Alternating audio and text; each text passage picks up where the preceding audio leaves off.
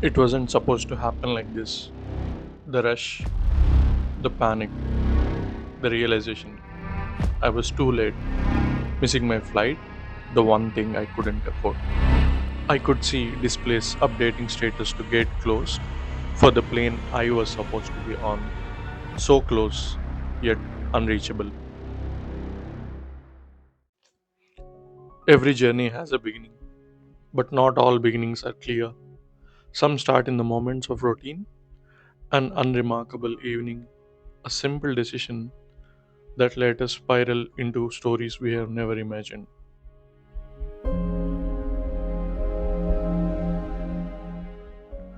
This is one of those stories. The task seemed simple: book a flight, pick a place to stay, and get ready to leave. But simplicity is deceiving. Between endless options, rising fares, and the weight of choosing correctly, the journey had already begun before I'd even packed my bags. Flight booking, a rite of passage for modern travelers. Algorithms taunted me with ever changing prices, and layovers in places never seemed plausible. Where you stay isn't just about comfort, it's about connection to the city, to the culture, to the experience itself. But how do you choose? Would it look like the pictures? Would it live up to the reviews? Or would I find myself in the middle of a travel horror story? Remember this, we'll talk about it later. Then comes packing. Did I forget something? Did I pack it already? Or worse, did I imagine packing it? My mind became a trickster, planting doubts and creating chaos that refused to settle. And just when I thought it was over, sleep, or rather the lack of it, sleep played its own cruel joke. When I needed rest the most, it stayed away, teasing me with half closed eyes and restless mind. And then came the worst fear. I woke up late, scrambled to pack, raced against time, and arrived at the airport just as the gate closed. The flight I had worked so hard to book, gone. But then I woke up again. It was just a dream, a nightmare, really. My subconscious playing tricks on me, feeding on the anxiety of getting everything perfect. The anxiety didn't go away when I woke up. I checked my bags one last time, convinced I did not forget something important. And then there is early morning cab. It's 2:30 a.m. and you wonder if the driver will actually show up. Have you ever experienced the same with the cab drivers in the early morning airport trips? Let me know in the comments. Airports have their own rhythm, their own energy. They are a mix of anticipation and chaos, where every traveler carries their own story. Mine was just beginning, and the gates ahead held the next chapter. Chennai Airport, my gateway to the world. The duty free shops shimmered with possibilities, and the eateries bustled with travelers grabbing a quick bite. I couldn't help but notice the high prices on the menu. यात्री का तीसरा दर Honorable super members, expensive please, food. please let on. आज यात्री जो इंतजार कर रहे हैं अपनी फ्लाइट का, वो पानी पीकर पेट भर रहा है कि कहीं 250 रुपए की चाय और 350 रुपए का समोसा ना खरीदना पड़ जाए। बताइए सर, एक आम आदमी एयरपोर्ट पर अपने जहाज का इंतजार करते हुए क्या एक चाय नहीं पी सकता? क्या इस पर कोई रेगुलेशन नहीं होना चाहिए? क्या कोई अफोर्डेबल कैंटीन का मैकेनिज्म नहीं होना चाहिए? I grabbed a dosa that was just okay and a filter coffee that didn't quite hit the mark. Yet, it was a farewell to Indian flavors for the next 3 weeks. And somehow that made it special. There is something poetic about takeoff. A brief pause, a rush of power, and then lift. The ground fades, the sky opens, and for a while you are caught between two worlds, suspended between where you have been and where you are headed. The Indigo flight to Singapore, my first stop, was basic. A domestic flight stretched to 4 hours. No entertainment, no charging points, and the same seats you'd find on a 1 hour or 2 hour domestic flight. Breakfast was not complimentary. You had to buy it separately, despite it being a breakfast time flight and an international one. It didn't feel like the price was any cheaper than other airlines offering a better experience. Ticket costed around 1,40,000 rupees for a round trip 2 weeks before travel. I hydrated myself and silently praised my decision to bring along a comfy travel pillow, which helped me to get some much needed rest. Every moment Singapore tonight, Airport, they what a led stopover. me to you. Every bit of Every greenery single here time is you real, look at me, not a I know single you fake say plant to in me, sight. why The don't you lush come gardens, sit next to me? Let things happen naturally, like it used to be. I don't wanna go and waste another day. Mess it up again, lost in my way. I'll be the one to have the highest price to pay. If I make it home tonight, may I hold you one last time? Let me hold you one last time. What if it's too late for me now? What if you gone to someone else, so we can never be the same? How can I make up for my sins? Now I'm lonely tropical rainforest vortex. and can you hear me, babe? I'm lonely. I know you don't wanna talk, but just pick up the phone. We could go for a walk, talk about the things we know. Why don't you come sit next to me? Let things happen naturally, like it used to be. The sky train between terminals. Mess it up again, lost in my way. I'll be the one to have the highest price to pay. If I make it home tonight, may I hold. The grand shopping centers with luxury brands drew me in. Yes, yes, yeah. Yeah, yeah. To the beach, and you don't stop. Yeah, fly with y'all, yeah, yeah. To the beach, wait. I met this girl when I was 12 years old. Give her everything, just shot of the world. Can I get a grip every time? I tried to hold on, I slipped deep in this feeling that gravity pulls me down. I know I'm tripping, I'm falling in love with her drum breaks. She keep me safe from the gunplay when I'm hungry. She feed my soul when I'm lonely. She keep me company. It's funny. I used to wanna grow older, travel with sight in these rounds, so they realize that she got me out of my mind. I'm trying to keep. After familiarizing myself with the airport, I headed to the lounge, stretching my legs, relaxing, and enjoying a satisfying lunch. Set me up perfectly for the next leg of my journey, flight to Sydney with Qantas.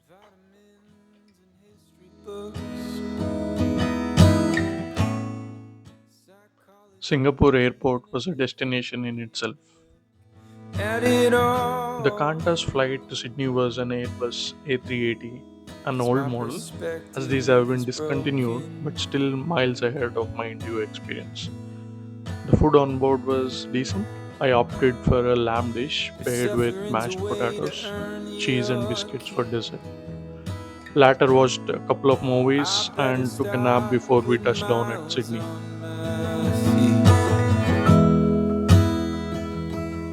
But I'm so tired of wandering.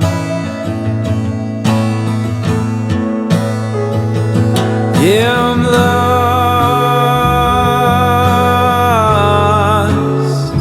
but I'm living. Immigration was usual at Sydney, fortunately not encountered with a big line or questions. Australia takes biosecurity seriously, and it shows. Every bag meticulously checked, every passenger carefully guided. The process felt long, but the efficiency was undeniable. What about you? Which other countries have biosecurity check this detailed? I thought by Share me now your they'd be experiences in the my comments below. friend. I Once we know are out that with this all the processes, on to the next comfort mode of journey needs via train to tend, Central Station. The airport but station I'm was right below the airport. Convenience is good. A quick tap with my Opal card, and I was on my way. Alternatively, you can tap on and tap off with your credit card for the train journey. but I'm living. No, I'm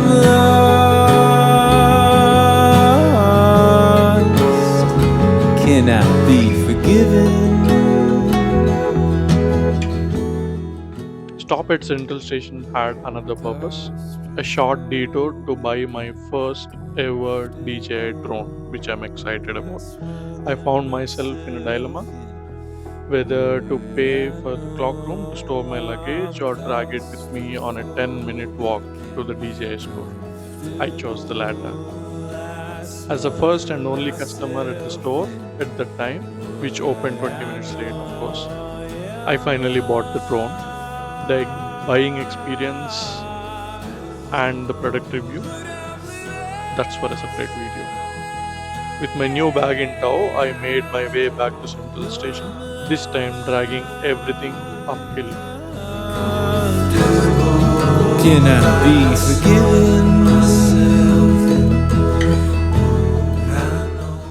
The final leg of my journey was a train ride to Cockle Creek station. I had to board bogies 5 to 8. Of course, there were no numbers on the bogies. A bit of confusion led to a last minute scramble into the correct bogie before departure.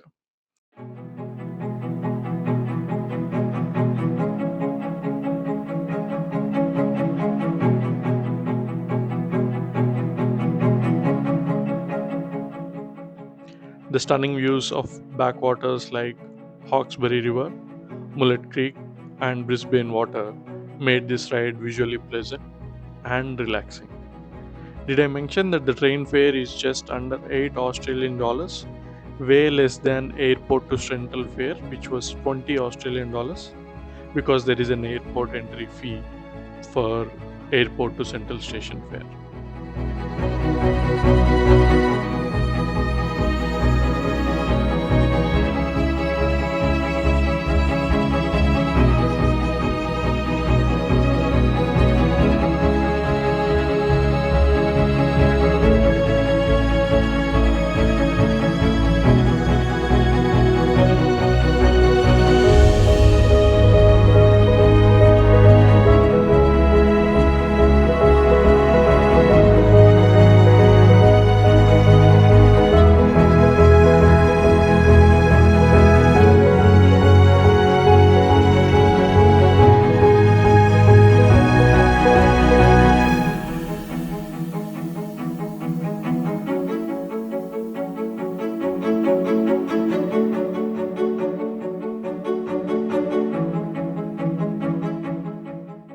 Once I reached Cockle Creek station, it was a short walk to the hotel, which was right next to the station.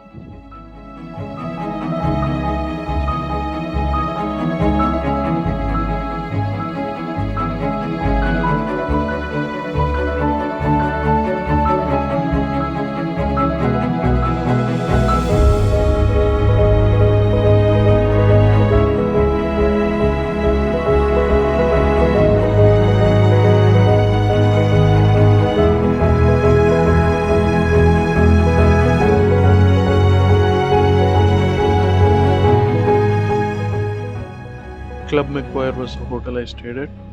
The rooms were spacious, clean, housekeeping was okay, and complimentary parking. Breakfast was available for an additional $20. The average room cost was 130 Australian dollars per night. Weekend rates were higher, of course.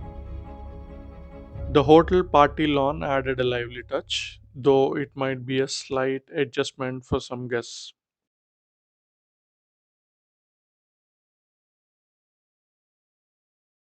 As the hotel was way in the suburbs, and because of all the tiredness from the journey, I had an early dinner, and all the quietness of the suburbs also made me drowse into the much needed sleep.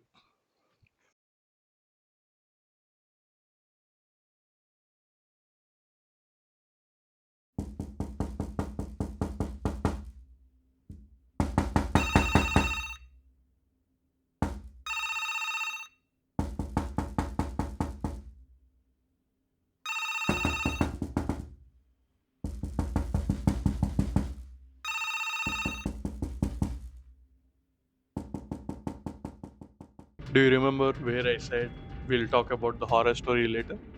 That is now.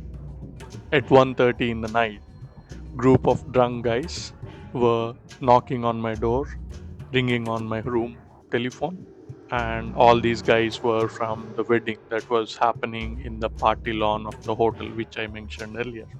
I think they were trying to invite me to the wedding. So, there you go. Here ends our onward journey from a sleepless night to a sleepless night. I hope you enjoyed the first episode of Australia series. Don't forget to like, share, and subscribe to follow along. Share your travel experiences in the comments. Also, tell me what interests you more in these kinds of vlogs. See you in the next episode.